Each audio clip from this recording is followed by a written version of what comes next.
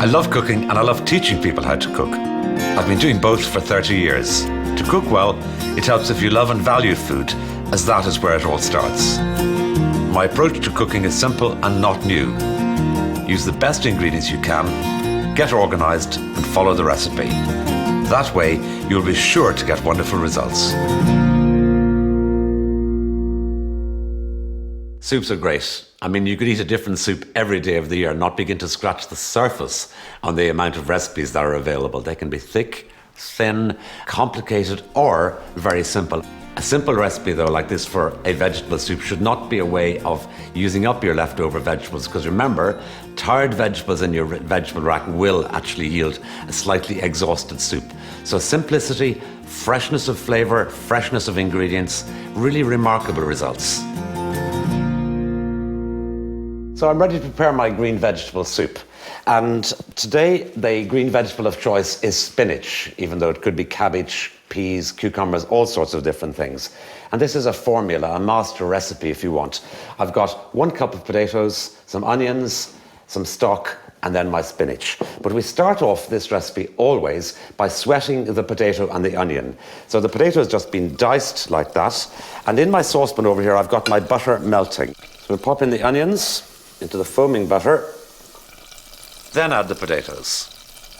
Pinch of salt, and a twist of two of black pepper. It should do it. So coating the vegetables in the butter, so there are no dry bits of onion or potato. And then a little extra insulation in the form of a butter wrapper, or it could be a bit of greaseproof or parchment paper, but that will help to hold in the steam. And it gets a lovely, it's like a little sauna for the vegetables, and it just softens out their flavour and tenderizes them. So while the potatoes and onions are sweating there on the gentle heat, I'm going to prepare the spinach. And for this recipe, I don't want that stalk, I just want the green leaves. To remove the stalk, just fold the leaf back over itself and then just pull out the stalk. Just the tough stalks. If you were making this with baby spinach, by the way, there's tiny little leaves, sometimes called pousses. You don't need to destalk those, you could just put those in stalks and all. So that should be my quantity ready to go. And that, I know, looks like a lot of spinach, but that will collapse down. So let's see how our vegetables are doing. You see the way, if I press see the way the potato there is just starting to break down? That's perfect. The other really important ingredient in this particular recipe is chicken stock. Place the lid on the saucepan and turn up the heat. Cook on a gentle simmer until the potatoes and onions are cooked completely through.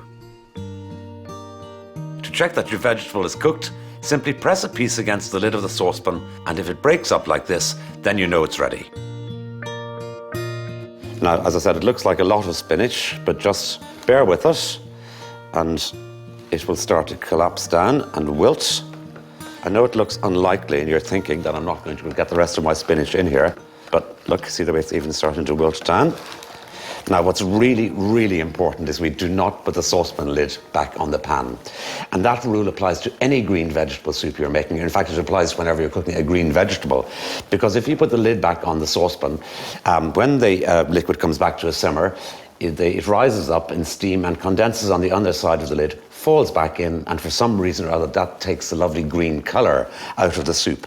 And when you lose the green colour, generally speaking, you lose some of that lovely, fresh, just picked flavour. Okay, so I think my spinach is cooked, so I'm going to turn off the heat and just take a little out onto my saucepan lid. And my spoon just goes through it there very easily like that. So I know that the spinach is tender. So I need to liquidize it or blend it, whichever you like to do, straight away.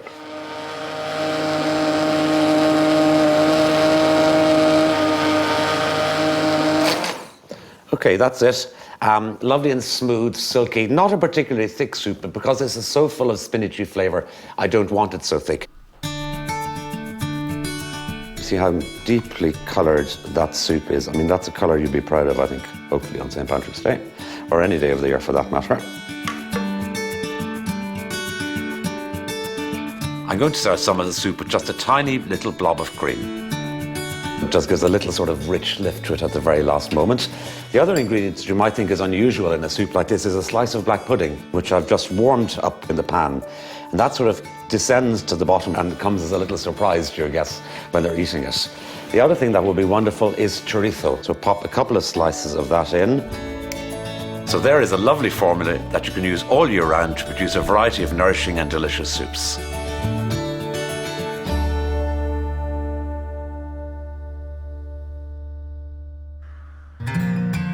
Most people love a roast, a quality piece of meat cooked on the bone and generally with the skin still on. You know, after the Sunday roast has been consumed and you have all the lovely bits of potatoes and vegetables to go with it, there's a sort of a calm that descends on the house, which is a thing of beauty, really. Monday's tomorrow, not yet to be worried about. However, the key to that good, wonderful, calm feeling is really in the quality of the ingredients. So plan ahead, do a bit of good shopping, buy a nice quality piece of meat, treat it simply. You will be amply rewarded with food that pleasures everybody in the house. A leg of spring lamb is an expensive treat, and depending on what part of the country you live in, that will determine the flavour of the lamb. So this beautiful, quality assured leg of lamb has just been slightly prepared for me by my butcher. So what I'm going to do though is just make a few small little cuts in the top of the lamb like that. You notice I'm not going into the flesh there, I'm just encouraging some of the excess fat to run out. And when the fat runs out of the meat, during the cooking process, it bastes it and makes it even more delicious. So just a few more little cuts. At this time of the year, I like to put nothing other than salt and pepper on the lamb. As the lamb gets older, as we progress through the year and they get slightly bigger, the flavour develops and it becomes stronger. But now, when it's sweet, succulent and delicious, absolutely at its prime, salt and pepper, nothing else. I've preheated my oven to 180, so we'll pop it in. While it's roasting, you have time to do other things.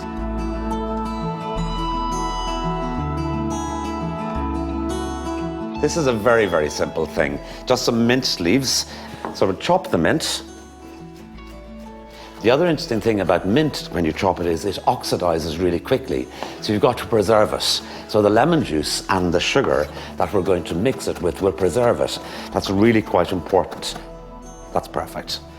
So I'm going to add, as I said, a little bit of lemon juice to it and also a little bit of sugar. So I'm just going to flick out the pips there and squeeze in the lemon juice. This is really a take on the old-fashioned mint sauce. So just pop in a little bit of sugar like that and then mix it around. Now what I need to do is to taste this.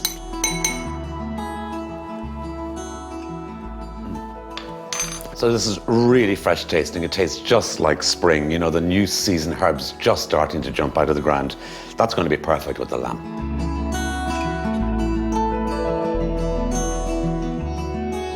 Right, here we go. So for our chickpea puree, we're making really a type of hummus really here. And another day you'd want maybe roast potatoes with the lamb, or new potatoes if they're in would be lovely. But I'm going in slightly different sort of Middle Eastern direction with the starch, if you like, to serve with the lamb. So I'm using chickpeas. And these are the little dried chickpeas. And then all we do is we put them in a bowl and cover them with cold water and ideally leave them overnight. And you can see it's remarkable the way they swell in size as they soak up the water. You can use tinned, pre-cooked chickpeas here if you want. I have to say, I prefer the cleaner, fresher taste and flavour of the ones where you start dry and soak them overnight. This must be strained off. And then we cook the chickpeas again in fresh water. Fresh water in there, about 2 centimetres proud of the surface of the chickpeas, and then just lid on. And I'm going to cook these for about approximately 30 minutes. But the really important thing is we cook them until they're really tender. Once the chickpeas are fully cooked, drain them, keeping some of the liquid they were cooked in. Put them into a food processor, add some cumin and then some crushed garlic. Spoon in some tahini, which is the paste made from sesame seeds. Add just a little of the cooking liquid, not too much. You can always add some more later. Finally, squeeze in some lemon juice, then blitz.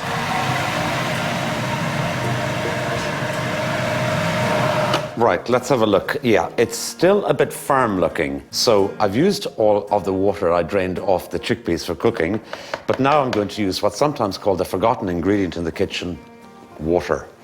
So just put a little dribble in and we'll whiz it again. And you can hear the sound change completely when I added in the little bit of water.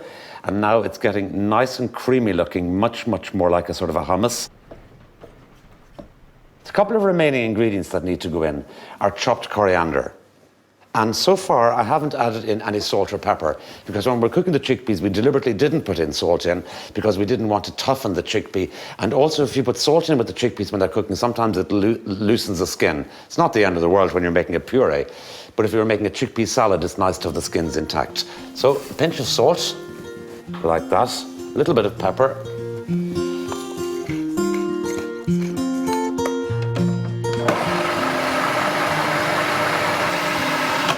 Okay, it certainly looks good.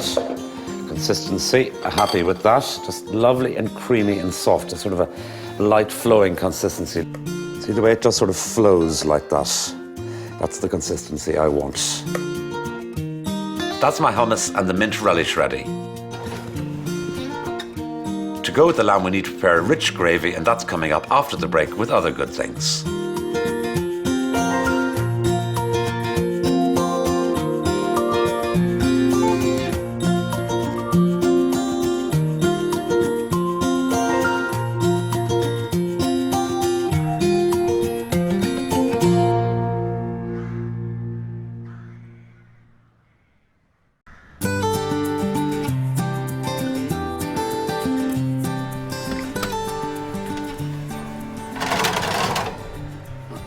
Good. What's very important with the lamb is to know how to test it, see it's cooked to your liking. So what I like to do is to insert the skewer into the thickest part of the meat, sort of about there, and not in as far as the bone, and count 2, 3, 4, 5 seconds, and then just very quickly, just touch it against your arm there. And the heat of the skewer will tell you exactly what's happening inside. So in other words, when I did that, this feels quite hot now. So mine is sort of medium well, the lamb, just a little bit of pink in the middle, which is the way I like it. I'm going to take the lamb off here and just put it back into an oven. I'm going to turn my oven here to, this oven here to 50 degrees, because this lamb will eat better and carve better in half an hour than it will now. Now, what have I got in my roasting tray? Beautiful things. I have a mixture of lamb fat and lamb juice. And once you know how to make one gravy for lamb like we're doing today, well then it's easy. You just do exactly the same thing for chicken and beef and pork. So I'm going to pour those in there for a moment, and I'm just going to allow them to relax, to allow the fat to rise to the surface of the liquid. It's like oil on water on a puddle. It's exactly the same principle. So now, my roasting tray nice and hot. So I'm going to add in my liquid, which in this case today is chicken stock. It could be lamb stock as well if you want to, but honestly, personally, I find chicken stock is much more interesting than lamb stock. What we want to do is scrape the bottom of the tray and loosen up any of the little bits of caramelized meat juice that are in there, because that, again, that's the essence. That's when the juice has come out of the lamb when it was cooking and has hit the bottom of the pan and has caramelized. And that's a lovely intensity of flavor. Decant everything into a smaller saucepan. This makes it much easier to deal with. Add a pinch of salt and a twist of pepper. And that's not quite it, by the way, because we still have this fabulous stuff in here. This is where the intensity of flavor is. You see, we've got about 1 centimetre of fat on there, which we don't want in the gravy. I'm going to use this little guy. This is called a maigre, and every house should have one. And as you can see, it looks like a little jug that's got 2 spouts, one at either end. And then when we put this liquid in here, allow it to sit again for a moment to allow the fat to rise to the surface. Pour to the end with the funnel and just keep pouring until you see the fat coming through.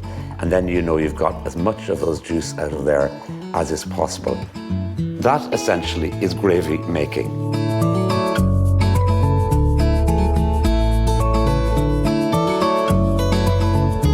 It's been a lot of work, but you will absolutely be repaid for your efforts by a really, really delicious meal.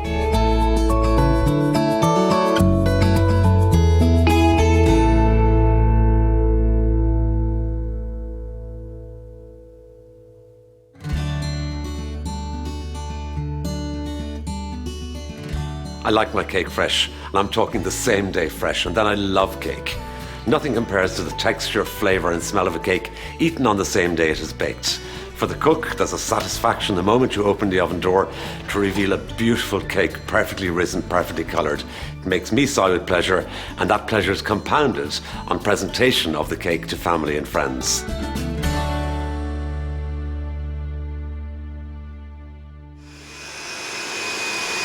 So I'm starting to make what I call a plain cake here, which is underselling the cake, really. You could, of course, call it a tea cake as well if you want to. And it's a beautiful cake for serving with a cup of tea or a cup of coffee. I'm actually going to serve it as a dessert cake today, adding a little strawberries and creme anglaise and custard to the picture. Let's take that off. I've had my eggs and my sugar beating for about 10 to 12 minutes. And they start to hold a sort of a vague figure of 8 on top like that. It won't hold a really firm figure of 8 like a classic whisked up sponge. And that's the thing about this cake. It's sort of a mixture of a Victoria sponge and a classic whisked up sponge. So at some stages it will look unlike any other cake you've ever made, perhaps.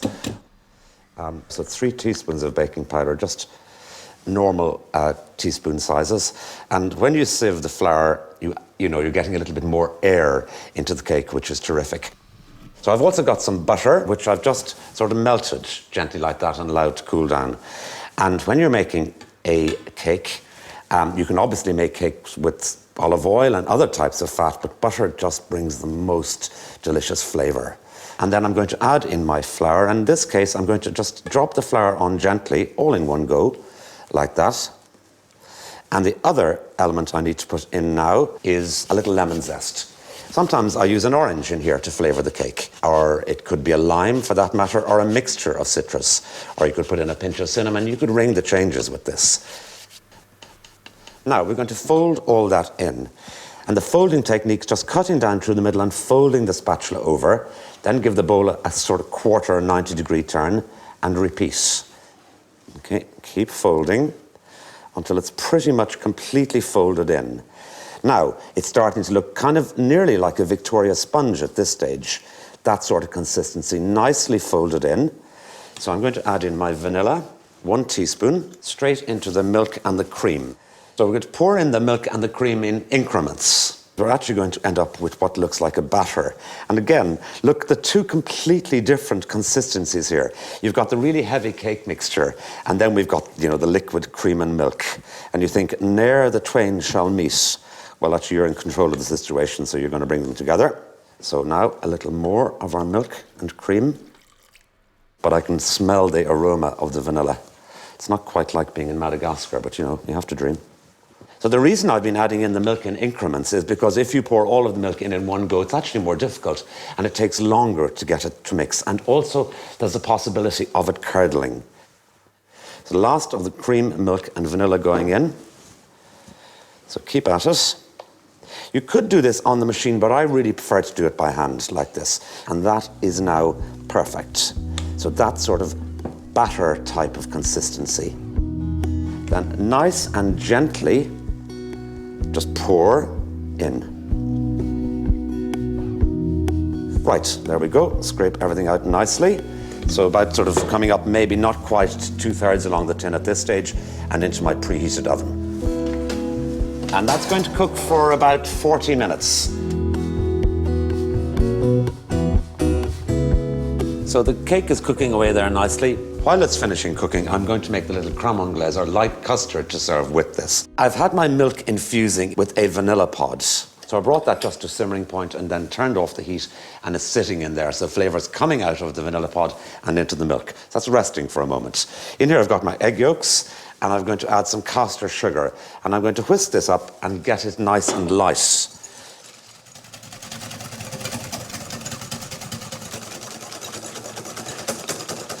Okay, so you can see it's changed colour, it's somewhat lighter, and now we're ready to add in the milk. So, a spoon, I usually just shoot the vanilla pod in with the milk, but just add the milk in just slowly to start off with, just in case the milk is still holding too much heat. You don't want to scramble your egg yolk. So So I'm putting it into a low-sided saucepan here so I can see exactly what's going on. So it's very thin. And this custard, even when it's cooked, isn't going to become very thick. So back on a fairly low heat. And I've got a flat-bottomed wooden spoon.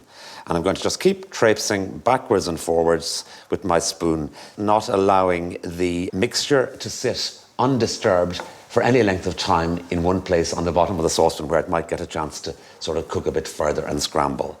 And look how thin it is at this stage. And the thing with creme anglaise, and people are sometimes surprised by this, it doesn't thicken an awful lot. Most of the thickening with creme anglaise happens when it cools, and that's one of the reasons why we make it a little bit ahead of time.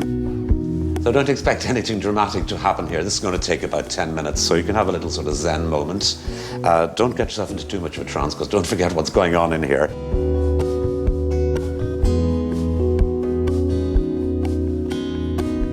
Okay, it's there. It's just thickened very, very lightly, and if I pull my finger through it like that, it just leaves a light sort of trail of my finger behind. It's not going to be thick like a custard that's been flour thickened.